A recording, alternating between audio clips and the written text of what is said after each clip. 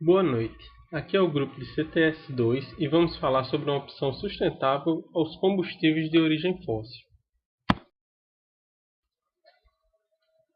Para falarmos sobre o biodiesel, vamos voltar um pouco no tempo. O primeiro modelo de Rudolf Diesel era um cilindro de ferro de 3 metros, com um volante em sua base. Funcionou pela primeira vez na Alemanha em 10 de agosto de 1893, sendo abastecido com nada menos do que óleo de amendoim. Em memória deste evento, algumas fontes citam o dia 10 de agosto como o Dia Internacional do Biodiesel.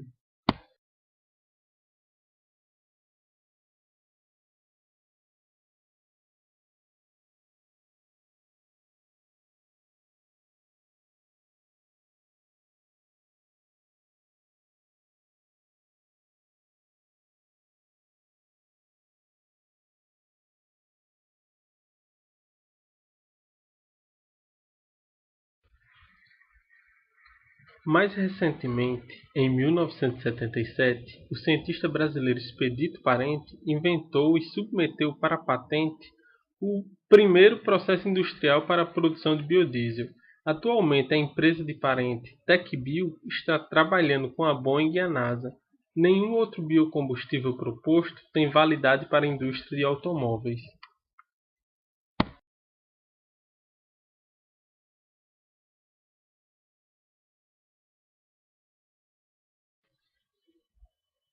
O biodiesel é uma alternativa aos combustíveis derivados do petróleo. Fabricado a partir de fontes renováveis, óleo de soja, gordura animal, óleo de milho, entre outros, é um combustível que emite menos poluentes que o diesel derivado de petróleo.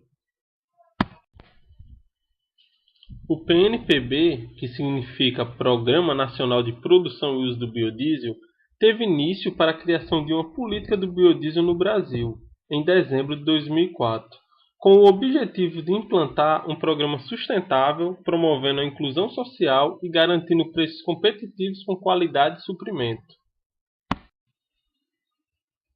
Comumente, as formas químicas de obtenção do biodiesel são craqueamento, que é a quebra da cadeia carbônica, esterificação, que é uma reação através de ésteres, e por último, a transesterificação, que são reações obtidas por intermédio da esterificação. O grupo vai destacar este processo, pois no atual estágio de desenvolvimento tecnológico é a melhor relação custo-benefício, exemplificado no vídeo da usina de Guamaré.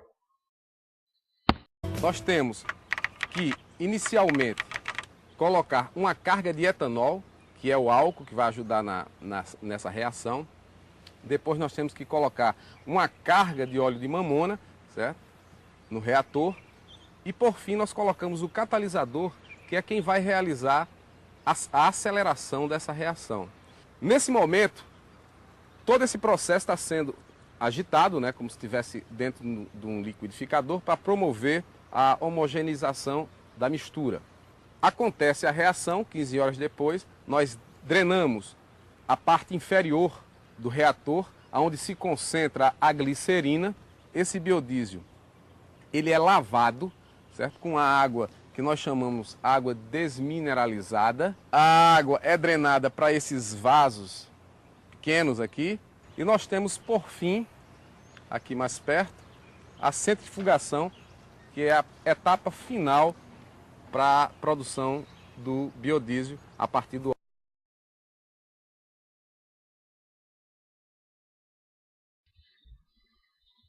O processo de produção do biodiesel é feito pela extração do óleo do amendoim, dendê, soja, entre outros. Logo após, o óleo é submetido à transesterificação e depois é separado em glicerina e biodiesel. No quesito maiores produtores, se destacam no mundo a Alemanha, o Brasil, os Estados Unidos, a França e a Argentina. As expectativas do mercado brasileiro é que até o ano 2020 alcançaremos uma mistura de 20% do biodiesel ao diesel comum. valor bem baixo se compararmos aos praticados em países pioneiros, como é o caso da Alemanha, que tem sua produção a partir da canola e distribui 100% de biocombustível, isento de qualquer mistura ou aditivação. Eles contam com mais de 1.000 postos, onde os clientes escolhem a proporção do biodiesel com o diesel comum. Mas hoje em dia, na Europa, há um grande questionamento sobre a continuação do uso de oleaginosas na geração de combustível, como mostra o vídeo a seguir. Cada uma dessas bolinhas traz o tão cobiçado óleo de canola. Esta empresa alemã no estado de Brandemburgo fabrica biocombustível desde 2001, um negócio até agora bastante lucrativo. Afinal, nos últimos 10 anos, a fabricação de biocombustível foi incentivada pelos setores político e econômico na Alemanha. Empresas petrolíferas eram obrigadas a misturar biocombustível em seus produtos finais, mas agora estas cotas de incentivo parecem estar por um fio. A Comissão Europeia quer um balanço dos investimentos e, se for o caso, acabar com o fomento. Uma mudança que, na opinião do diretor desta fabricante alemã de combustível, pode reduzir a competitividade do produto. Ele diz que as metas impostas pelo governo não seriam alcançadas e que o resultado provavelmente seria o fechamento da fábrica, o mais tardar em 2015. Atualmente, 2/3 da colheita de canola na Alemanha servem para a produção de biocombustível, um setor que cresceu principalmente no leste do país. Mas se os mais novos planos de Bruxelas forem mesmo colocados em prática, este ramo da economia poderá rapidamente desaparecer. Cientistas criticam a política de incentivo para o cultivo de oleaginosas para a fabricação de biocombustível. Na opinião deste especialista, é preciso se perguntar se o primeiro passo, afinal, fez sentido economicamente. A isenção de impostos significou uma forte subvenção indireta de matéria-prima para biocombustíveis. Os biocombustíveis em si não contribuíram tanto para a proteção do meio ambiente a ponto de compensar esta subvenção, diz ele. Por isso, muitos produtores pretendem inovar, por exemplo, na fabricação de biocombustível a partir de óleo de cozinha usado. Além disso, a empresa alemã gostaria de transformar lixo orgânico em glicerina farmacêutica de alta qualidade para a indústria de cosméticos, mas para isso precisaria construir um novo complexo. O diretor da empresa explica que a ideia só é boa se a fábrica de biocombustível continuar existindo, senão a unidade de produção de glicerina perde sentido. Por isso, os bancos também estão cautelosos quanto à liberação de um crédito de 6 milhões de euros para a construção da nova fábrica, um empreendimento que depende, sobretudo, das decisões futuras da Comissão Europeia.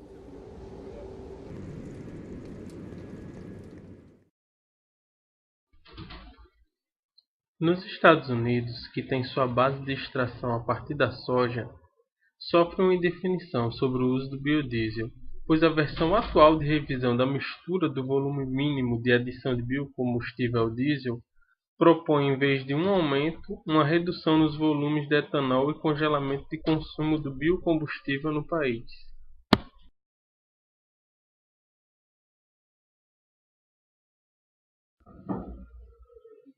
No Brasil, a produção do biodiesel é diversificada, de acordo com as condições regionais, como por exemplo no Nordeste, onde é usada a palma, o babaçu e a mamona.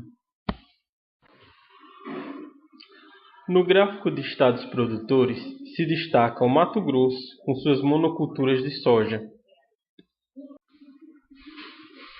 O mapa mostra a concentração das unidades produtoras no Centro-Oeste e Sul, que corresponde a 79% da produção brasileira.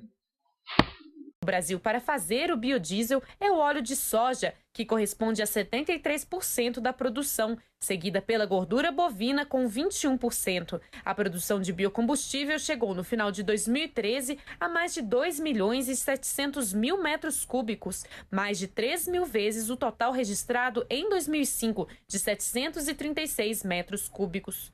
Desde 2005, quando foi lançado o Programa Nacional de Produção e Uso do Biodiesel, a mistura desse combustível com o diesel comum passou a ser incentivada até chegar a ser obrigatória por lei depois de 2008.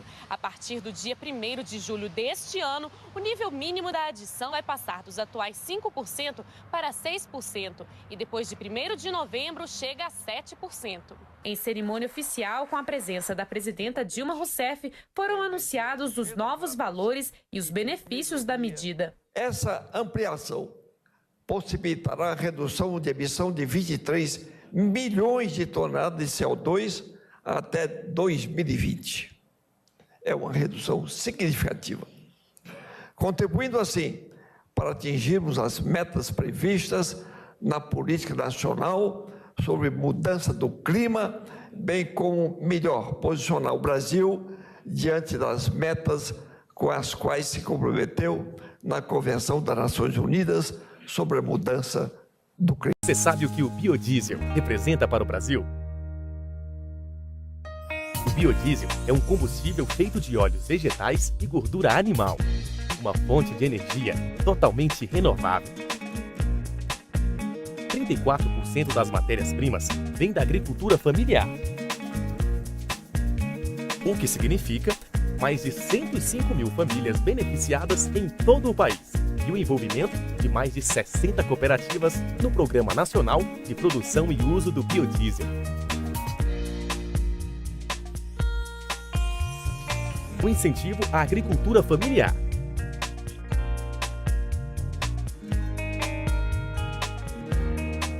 Hoje, o Brasil utiliza 5% de biodiesel no diesel fóssil, consumo de 2,7 bilhões de litros por ano. E se o consumo dobrasse, a capacidade ociosa ainda seria de 1,8 bilhão de litros.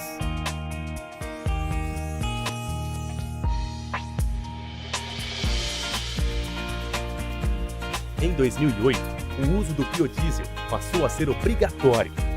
Com os esforços do setor, a mistura B5, prevista para 2013, foi antecipada para 2010. Mas desde então, não houve aumento na mistura.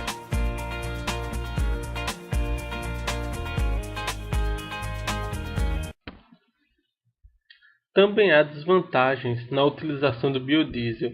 Não se sabe bem ao certo como o mercado irá assimilar a grande quantidade de glicerina, obtida como subproduto da produção do biodiesel, entre 5% e 10% do produto bruto.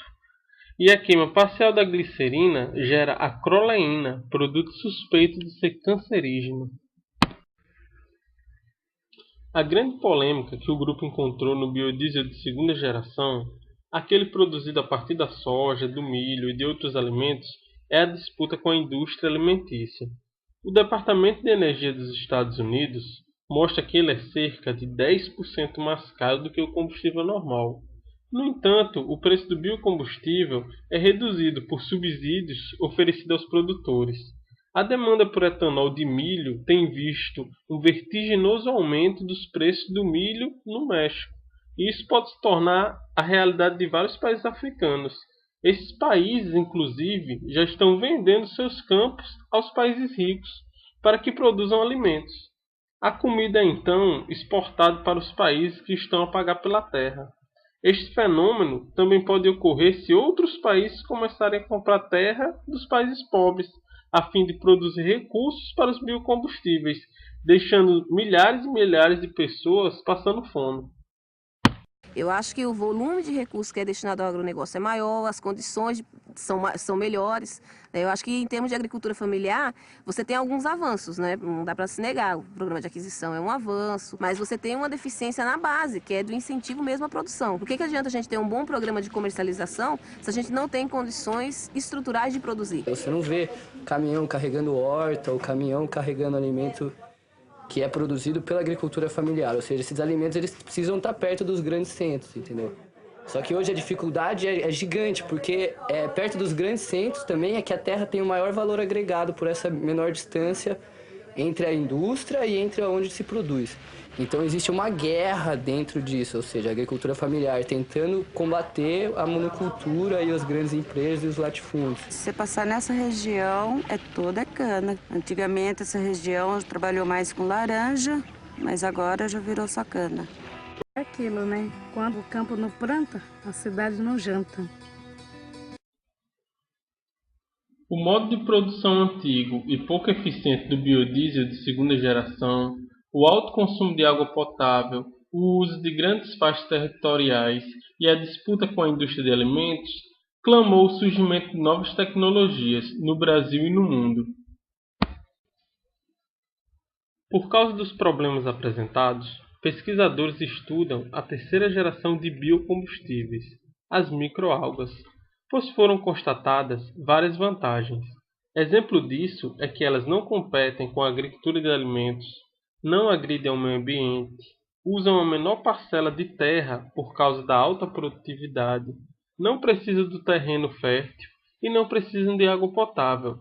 Pode usar, por exemplo, água residual, vinda de estações de tratamento de esgoto municipal.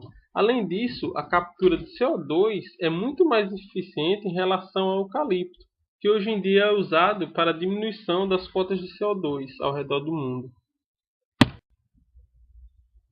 Para termos uma ideia do potencial produzido, comparamos a cana-de-açúcar, que produz 8.000 litros por hectare, com a microalga, que produz em torno de 230.000 litros por hectare. Mas para haver produção em grande escala, existem ainda algumas barreiras, tais como tecnologia cara em relação à segunda geração, conhecer a biodiversidade brasileira para saber a melhor espécie, acoplar ao sistema de agroprodução, agregar a biomassa extraída das microalgas para a indústria dos cosméticos, produzindo assim mais de um produto para viabilizar os custos. A esperança é que no futuro tenham avanços tecnológicos que viabilizem a produção e que a tecnologia seja viável em 5 a 10 anos, devido a várias pesquisas que existem ao redor do mundo, se tornando assim as microalgas uma opção ao combustível de origem fóssil.